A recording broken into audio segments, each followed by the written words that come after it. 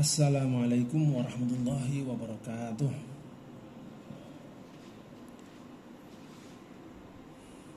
Alhamdulillah. Alhamdulillahilladzi bizikrihi tatma'innul qulub wa bifadlihi wa rahmatihi tughfaru dzunub. Alhamdulillahi ahsa kulla syai'in 'adada wa ahata bikulli syai'in 'ilma. Ya'lamu ma yaliju fil ardi wa ma yakhruju minha wa ma yanzilu minas sama'i wa ma ya'ruju fiha wa huwa ma'akum aina ma kuntum wallahu bima ta'maluna basir. Asyhadu an la ilaha illallah la yusyriku fi mulkihi ahad wa la yuhsi ni'amahu 'adad. Wassalatu wassalamu wa asyhadu anna Muhammadan abduhu wa rasuluhu arsalahu rahmatan lil alamin. Wassalatu wassalamu ala nabiyil karim sayyidina wa maulana Muhammadin sadiqil wa'dil amin wa ala alihi wa sahbihi ajma'in. Wa ba'd. Jamaah sekalian rahimakumullah, alhamdulillah, bersyukur kepada Allah Subhanahu wa taala kita dipertemukan kembali dalam forum yang insyaallah diberkahi selepas menjalankan salat zuhur berjamaah. Kita lanjutkan dengan mutalaah atau bersama-sama kita membedah, membaca fiqh sunnah, kitab fiqh sunnah karya Syekh Said Sabiq,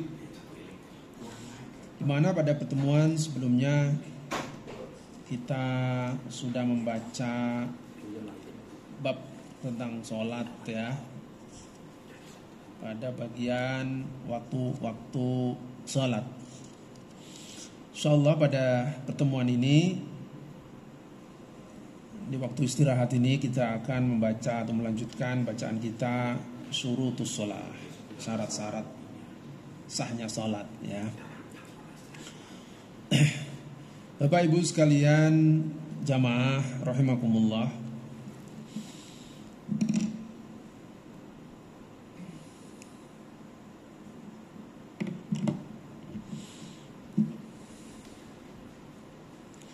qala al-musannifu rahimahullahu wa nafa'ana bihi wa bi'ulumihi fid dharaini.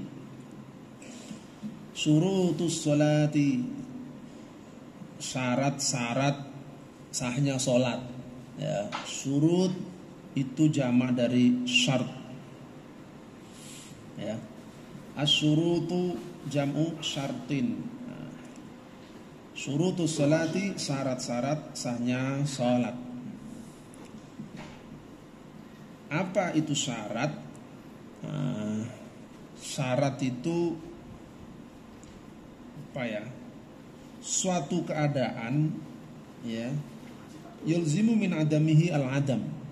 Jadi kalau dia tidak ada, maka yang dipersyaratkan tidak sah atau tidak wujud. Wala yulzimu min wujudihi wujudun wala adam. Tapi kalau dia ada, itu tidak mengharuskan yang disyaratkan terjadi atau tidak terjadi. Oh kurang. Oh iya, makasih. Oke. Itu ya. Itu asyartu. Contoh syarat salat. Syarat sahnya apa? Misalnya wudu atau suci. Jadi kalau syaratnya tidak terpenuhi, makanya dibersyaratkan tidak ada. Kalau tidak wudu, tidak bersuci, maka sholatnya nggak sah. Tapi orang yang sudah wudu ya, tidak dengan sendirinya dia sudah sholat, atau tidak harus dia sholat. Nah itu syarat. Kalau syaratnya tidak ada ya, maka yang dipersyaratkan nggak terpenuhi atau nggak ada. Ma yulzimu min adamihi al-adam. Nah, itu. Kalau belajar kan begitu ya. Ada syarat, ada sabab. Kalau sabab itu ma yulzimu min wujudihi wujud ya, wa min adamihi al adam. Jadi kalau sabab itu Kalau dia ada, maka yang disebab jadi ada. Kalau tidak ada yang disebab pun nggak ada, sama. Baik, itu syarat. Ya, jamaknya syurut. Asyurutul lati tataqaddam as-salatu wa yajibu 'alal musalli an ya'tiya biha bihaitsu law taraka syai'an minha takunu salatuhu batilah. Syarat yang harus ya dipenuhi ya oleh orang yang melakukan salat ya, di mana kalau salah satu dari syarat itu ditinggalkan takunu sholatuhu batilatan, maka sholatnya menjadi batil. Ya, takunu sholatuhu batilatan. Yang pertama apa? Asyartul awwalu, syarat yang pertama kata al-musannif yang menulis buku ini, al-ilmu bidukhulil waqt. Jadi harus yakin waktu sholat sudah tiba. Jadi kalau kita sholat, kita nggak yakin mau sholat duhur, kita nggak yakin ini sudah waktu duhur atau belum. Nah, itu nggak sah, ya karena belum yakin. Wa yakfi ghalabatud dzan. Jadi cukup ukurannya itu kalau sudah ya yakin, oh ini saya udah yakin ini udah masuk waktu duhur ini. Nah, bisa dengan petunjuk, punya jam, bisa dengan nanya orang, ya, bisa dengar azan, atau bisa melalui reminder, oh saya ada di sini jam segini sudah masuk waktu duhur. Jadi ya yakin itu sudah masuk waktunya. Kalau nggak yakin, wah ini sudah masuk atau belum, ya maka dia melakukan sholat duhur belum waktunya, jadi sholatnya tidak sah. Faman tayaqqana aw ghalaba ala dhannihi dukhulul waqti ubihat lahu sholatu. Kalau seseorang sudah yakin, ya, di dalam hatinya dia sudah yakin, atau ghalaba ala dhannihi, ya maksudnya dugaan dia itu sudah kuat, ya, mengenai telah masuknya waktu sholat, ubihat lahu sholah, maka dia diperbolehkan untuk melakukan sholat. Sawa'un kana dzalika bi ikhbaris siqati au adzanil muadzinu au ijtihad au bisabab minal asbab allati yahsulu biha al-ilm. Jadi kalau dia sudah yakin, ya, karena sudah ada pemberitahuan, ya, sudah ada kumandang azan, ya. Kalau di kantor kita 10 menit sebelum azan, ya. Jadi belum boleh begitu ada panggilan assalamualaikum warahmatullahi, kan gitu ya. Itu baru reminder 10 menit baru mau masuk waktu sholat. Nah, baru 10 menit kemudian kita sudah yakin itu sudah masuk waktunya. Awil ijtihad saksi, atau dengan dia melakukan ijtihad. Contoh, dia lagi ada di suatu tempat, tidak ada tempat untuk bertanya, ya. Dia ada di tanah, di hutan atau di tanah lapang atau di mana, ya. Dia melakukan ijtihad. Caranya bagaimana? Misalnya dia melihat matahari. Kalau pas hari lagi terang, dia bisa tengok matahari sudah condong lebih dari tengah-tengahnya ke arah barat. Nah, itu sudah yakin sudah masuk waktu sholat zuhur. Nah, itu dia boleh sholat. Au bisababin minal asbab allati yahsulu bihal ilm, atau oleh faktor apa saja yang bisa membuat dia yakin itu sudah memasuki waktu sholat. Nah, itu syarat yang pertama. Bapak Ibu sekalian dimuliakan Allah, ya. Syarat pertama al-ilmu bidukhulil waqt. Harus yakin sudah masuk waktunya. Asyartu tsani.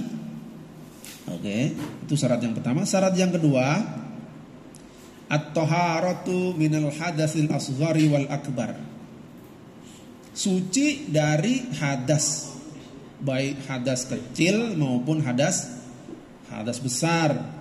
Hadas kecil apa? Kentut, kencing, ya. Apa? Menyentuh kemaluan, menyentuh lawan jenis yang bukan mahram. Nah, itu batal atau dalam keadaan hadas kecil. Wal akbar, hadas besar. Apa? Mempergauli istri, ya, bersetubuh, hadas besar, bermimpi keluar mani. Nah, itu hadas besar. Jadi harus suci dari hadas baik kecil maupun besar. Dalilnya mana? Allah Subhanahu wa taala berfirman, A'udzubillahi minasyaitonir rajim. Ya ayyuhalladzina amanu idza qumtum ilas salati faghsilu wujuhakum wa aydiyakum ilal marafiqi wamsahu biru'usikum wa arjulakum ilal ka'bain wa in kuntum junuban fattahharu. Ya. Jadi ayatnya sudah jelas, ya, memerintahkan ketika kita akan melaksanakan sholat, faghsilu wujuhakum, maka basuhlah mukamu, wajahmu, ya, berwudu. Wa aydiyakum ilal marafiq, kemudian, ya, siram atau basuh lah, ya, tangan sampai ke siku. Wamsahu biru'usikum, lalu diusap kepala. Wa arjulakum, dibaca arjulakum, ya, karena ini maktuf, ya, ke aidiakum. Jadi hukum yang arjulakum ini faghsilu, ya, yang basuh tadi apa, ya, faghsilu. Kalau wamsahu biru'usikum, kalau faghsilu wujuhakum wa aidiakum wa arjulakum, ya, bacanya lak, ya. Karena dia maktufnya ke aidiakum wa wujuhakum tadi, ya. Ilal ka'bain, sampai kedua mata kaki. Nah, ini harus hati-hati, ya. Ini ayat Quran yang menjelaskan. Jadi kalau bapak ibu wudu, ya, nah ini saya juga sering menyaksikan. Ya, saya sering juga menyaksikan. Itu masih banyak yang tidak sampai ke mata kaki. Ya, tahu kan mata kaki? Mata yang nggak bisa melihat tuh lah, ya kan? Ya nggak? Oke, itu punya mata kaki kan, Ki? Nah, mata yang nggak bisa lihat tuh, kalau wudu minimal itu kena, ya, sampai situ. Sering saya lihat keadaan ini, ada orang wudu basah saja, cuma ini sampai, ya, sampai sini saja, nah, sini saja, gini-gini sambil nggak lihat pun, nah, masih kering nih. Kadang yang sini kering, apalagi kalau perutnya besar kayak saya, agak susah nekuk kaki kan, gini-gini lah. Tempatnya pun nggak terlalu luas kan, terlalu dekat dengan apa itu, pancurannya dengan dindingnya itu terlalu rapat, jadi agak kurang bisa menggerakkan kaki. Nah, jadi supaya aman, diusap pakai jari-jari kita, ya. Jadi dia di airnya ngocor, nah kaki kita gosok-gosok, tangan kita gosok kaki. Dipastikan airnya itu sampai di mata kaki, ya. Termasuk juga siku. Sampai siku yang tangan. Ada cuma gini aja basah, ya. Muka itu mulai dari ini, tempat tumbuh rambut nih sini. Ya, ini namanya muka. Sampai apa ini? Yang pentil telinga ini, nah, kiri dan kanan, ini harus kena basah, ya. Kalau kepala, madzhab Syafi'i, man massaha ma'ala ra'si faqad massaha ra'sahu. Siapa yang membasuh sesuatu di atas kepalanya, apa yang ada di atas kepala kita itu? Rambut. Nah, berarti siapa yang basuh rambut, berarti dia sudah basuh kepala, cukup rambut, ya. Jadi hati-hati, kalau wudunya nggak sah, sholatnya nggak sah, karena hadasnya belum suci. Nah, ini syarat sahnya, pastikan wudu kita benar, ya, supaya sholat kita sah. Itu betul-betul hati-hati. Dipastikan ini sampai siku, pastikan kakinya sampai mata kaki, ya. Wa in kuntum junuban fattahharu, kalau kamu dalam keadaan berhadas besar, junub, fattahharu, maka bersucilah, bertoharolah dengan cara mandi besar, mandi wajib, mandi besar. Sudah tahu ya, kemarin sudah kita baca ya. Semua basah. Ya, tidak ada yang terlewati. Ini yang kadang-kadang kita agak lalai. Kita biasanya punya kuku kaki itu, ada yang kadang-kadang merawat kuku kakinya panjang. Jempol nih kadang-kadang, jempol kaki itu kadang ada yang punya kukunya panjang. Kalau kita mandi kuku panjang begini, kira-kira airnya bisa nyampe ke kulit yang di sini enggak? Nah, dipastikan dia nyampe kulit ya. Jadi jempol kaki, kalau kukunya ada yang panjang, kita nyiram air kan, dia airnya jatuh dari kuku nih nggak mengenai kulit. Yang jempol ini nggak kena. Paham ya? Nah, itu dipastikan dia kena. Dipastikan dia kena ya. Jadi itu mandi wajib harus basah semua, kena, tersiram.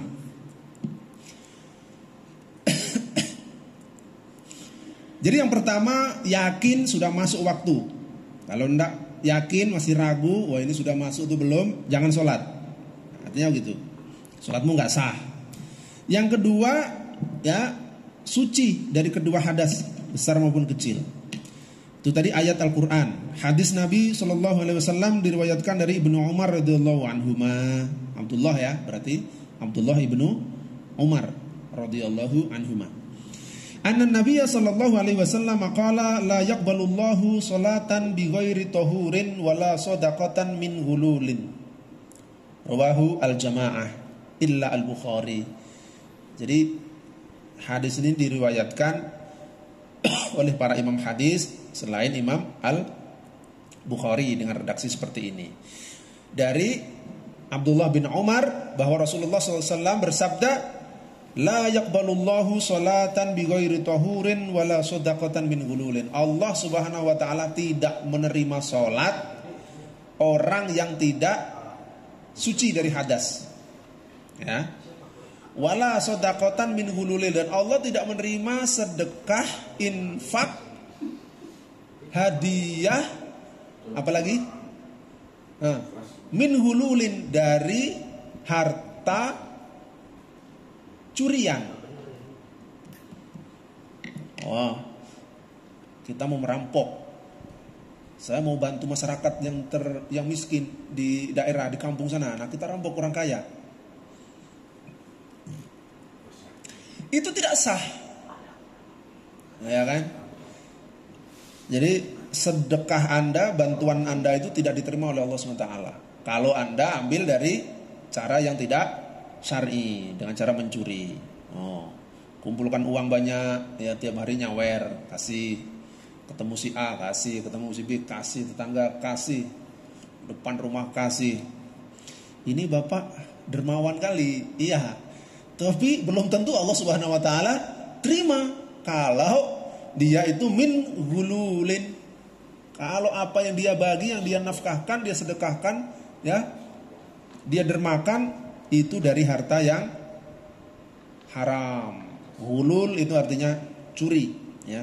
Ghulul itu as-sarqah minal ghanimah qabla qismatiha. Nah, kalau bahasanya ghulul ini konteksnya zaman Nabi dulu, ya.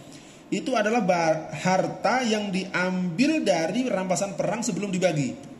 Jadi misalnya habis perang, Nabi dan para sahabat habis perang, menang, mendapat rampasan perang. Yang kalah kan diambil hartanya kan.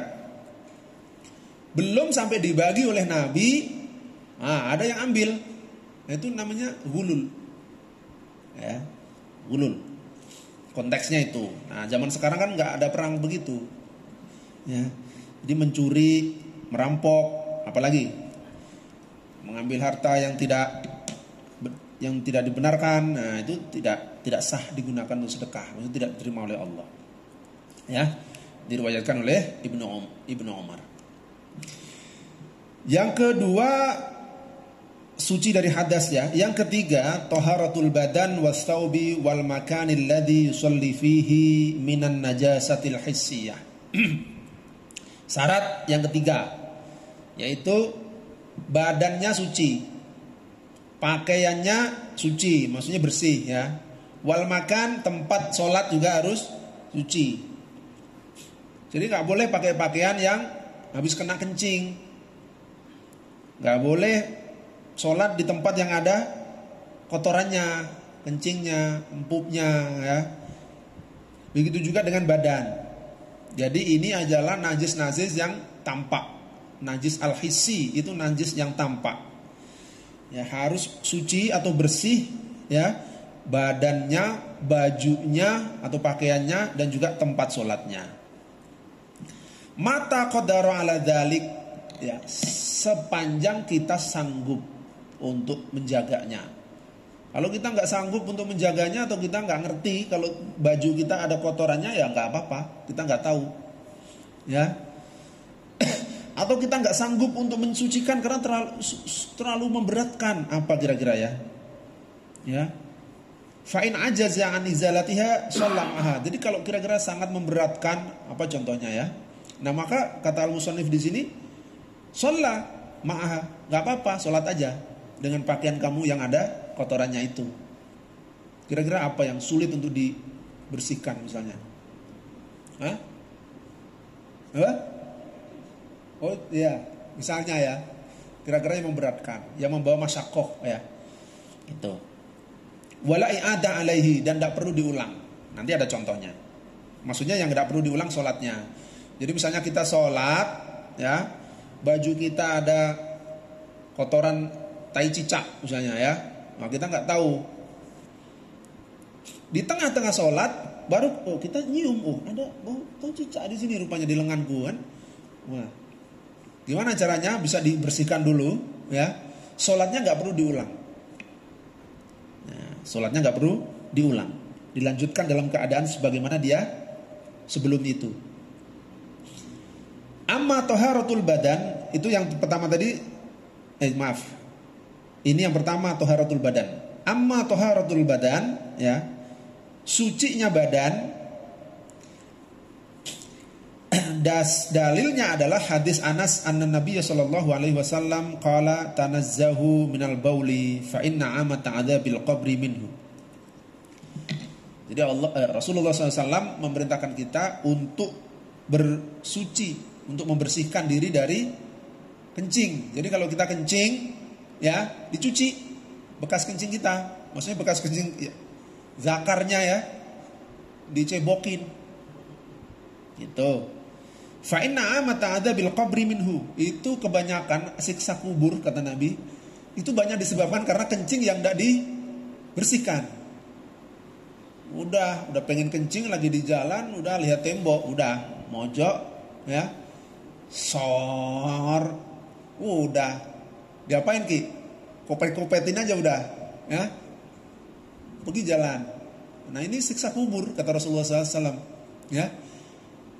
Jadi harus dibersihkan. Kalau tidak ada air, ya tidak menemukan air kan bisa dengan cara istinja, ya, pakai benda keras, batu, tuh. Jadi itu perintah untuk membersihkan badan. Dalilnya apa? Dalilnya adalah hadis dari Anas bin Malik ya, Anna Nabi SAW bersabda, tanazzahu minal bauli, bersihkanlah dirimu dari, kalau setiap kamu kencing bersihkan ya. Fa inna amata adzabil qabri minhu.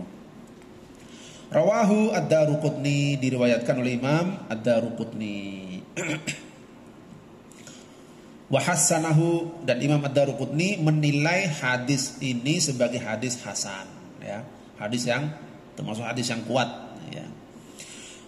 Wa an Ali radhiyallahu anhu qala kuntu rajulan midaan fa amartu rajulan an yas'ala an-nabiyya sallallahu alaihi wasallam limakani ibnatihi fa sa'ala fa qala tawaddu waqsil dzakarak.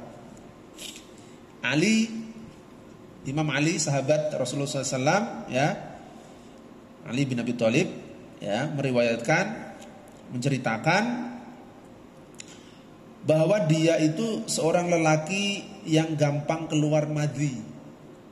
Kemarin kita udah tahu ya, madhi, mani, apalagi yang kemarin kita baca beberapa teman sebelumnya ada wadhi gitu ya. Nah, kuntu rajulan midaan, aku ini seorang laki-laki yang gampang kali keluar madhi, ya, cairan agak kental sedikit, ya, lendir gitu ya. Dia biasanya kalau lagi berfantasi, nah itu bisa keluar, ya, madhi. Fa'amartu rajulan, maka aku meminta orang untuk bertanya kepada Rasulullah SAW. Kenapa aku nggak tanya langsung Ali? Kenapa? Ali ini menantunya Nabi. Nggak enak dia mau nanya ke Nabi karena ada anaknya Nabi ini sebagai istrinya, ya. Limakani benatihi. Saya nggak enak, saya sungkan mau tanya Nabi masalah ini. Karena apa? Karena Fatimah, istri saya itu anaknya Rasulullah SAW. Maka bertanyalah orang yang dia perintahkan tadi. Maka Rasulullah SAW berkata, tawaddo' waksil zakaraka, ya. Kalau seperti itu keadaannya, ya kamu berwudu, ya, dan kamu bersihkan kemaluanmu, ya. Jadi itu dalil, ya, atau dasar yang menunjukkan bahwa toharatul badan itu menjadi syarat, salah satu syarat sahnya sholat, ya. Badan itu harus bersih, gitu.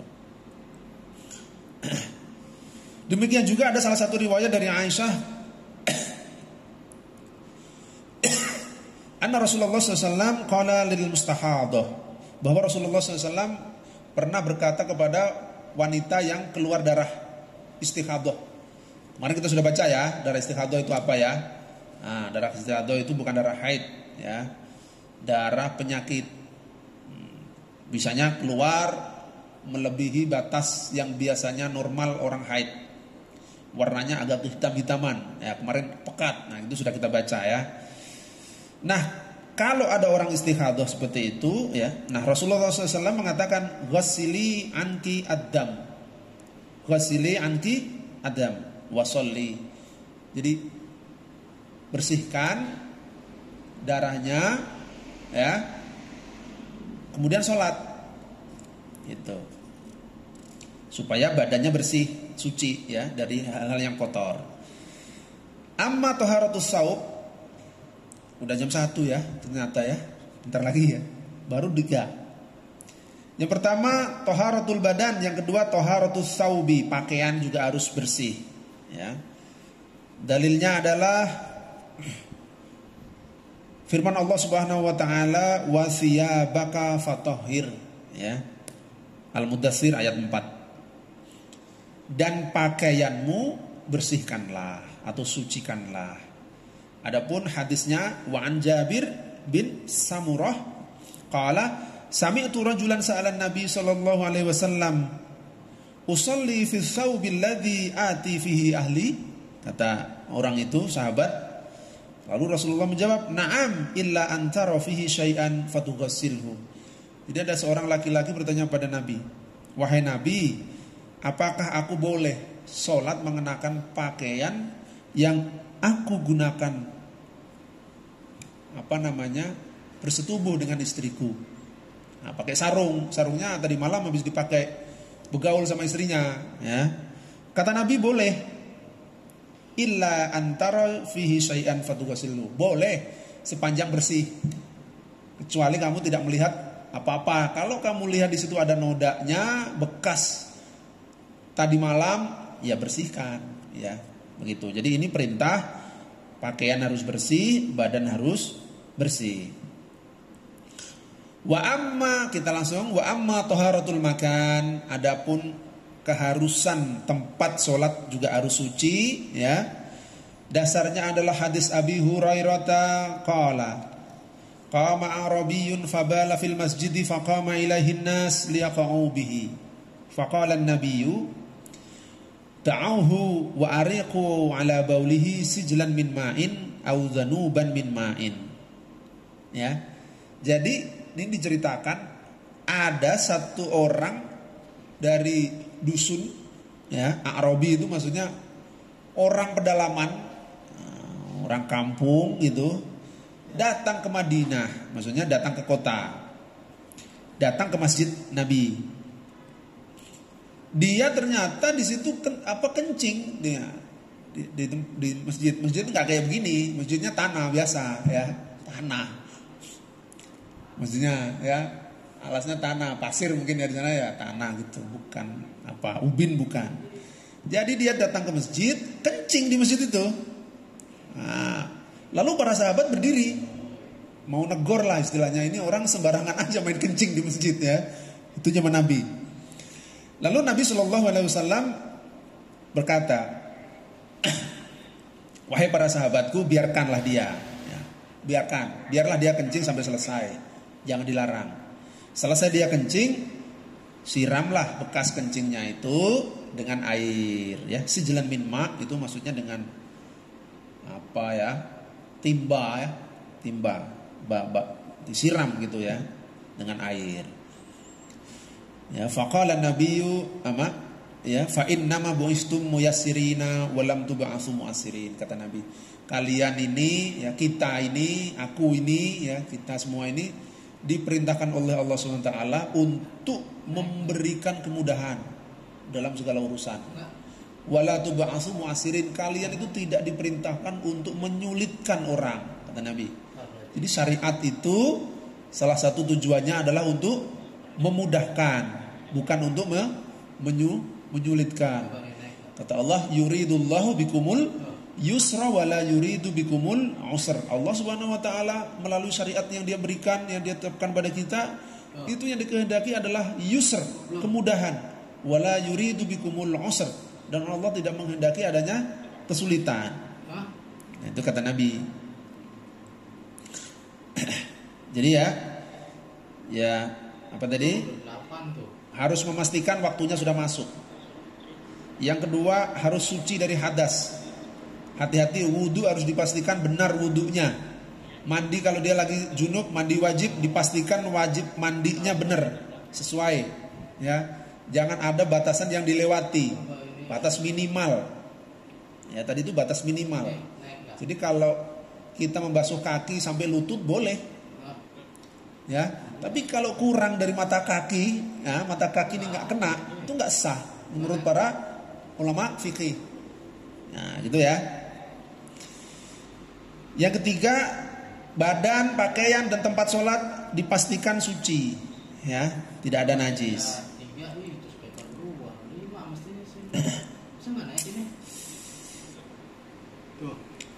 Kita lanjutkan, masih ada beberapa, satu lagi ya. Yang keempat adalah sitrul aurah, menutup aurat.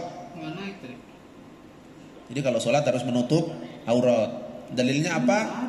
Firman Allah Subhanahu wa taala surat Al-A'raf ayat 31, ya bani adama khudhu zinatakum 'inda kulli masjidin. Wahai bani Adam, kenakanlah pakaianmu, ya, zinatakum itu perhiasan pakaianmu, ya, inda kulli masjidin, setiap kali kalian masuk ke masjid. Ya. Wal muradu bizinah ma yasturul aurah wal masjid itu as-salat. Maksudnya, ya, di sini adalah pakaian yang menutup aurat. Sedangkan masjid, ya, di dalam ayat tadi itu inda kulli masjidin, setiap masuk masjid, itu maksudnya ketika hendak sholat di masjid. Maka isturu auratakum inda kulli sholatin. Jadi setiap kalian mau sholat, pastikan kalian memakai pakaian yang menutup aurat. Itu ya.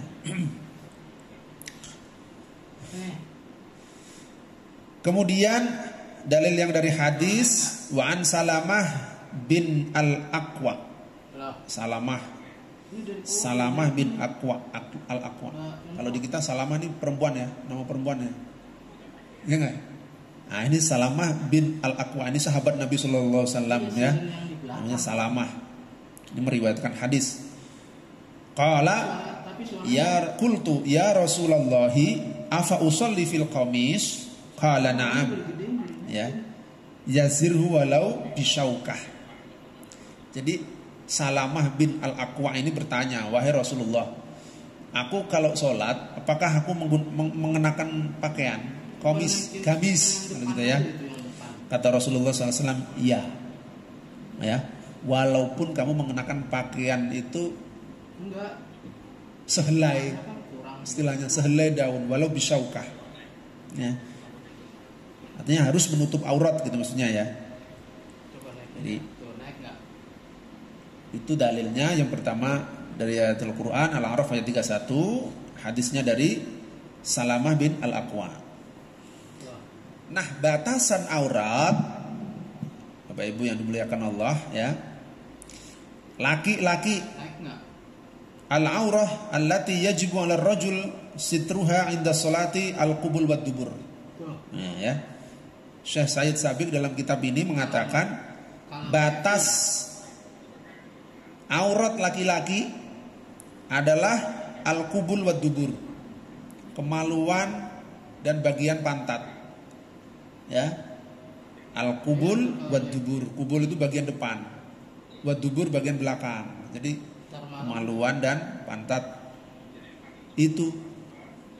Amma ma'adahuma minal fakh was surrah war rukbah faqad ikhtalafat fiha al-anzar tab'an li ta'arudil asar. Adapun paha, kemudian pusar, surah ya, rukbah itu lutut. Jadi aurat ada pusar di sini, ada paha di sini, ada apa ini? Lutut ya. Para ulama berbeda pendapat ya, kata Sayyid Sabiq, para ulama berbeda pendapat oleh karena perbedaan asar, maksudnya perbedaan dalil-dalil yang digunakan. Al-asar itu ya hadis ya. Famin qail bi annaha laysat bi aurah wa min zahibun ila annaha wa man faman qailun bi annaha laysat bi aurah wa man zahibun ila annaha aurah. Ada yang bilang paha, pusar sampai lutut, nah itu termasuk aurat.